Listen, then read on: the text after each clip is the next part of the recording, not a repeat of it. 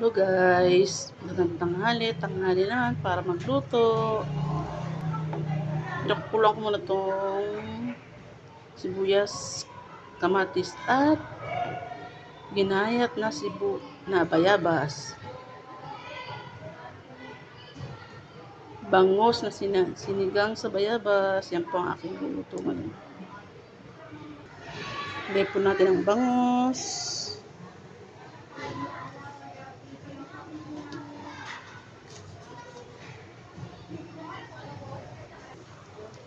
Ito po, ilagay ko na po yung kangkong. Ito yung bayabas. Isili na po siya pansigang.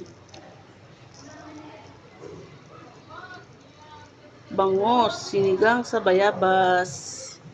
Yan po ang aming pananghalian. Maraming salamat po. Bye-bye na po. Bangos sa sinigang sa bayabas. Bye-bye. Maraming salamat.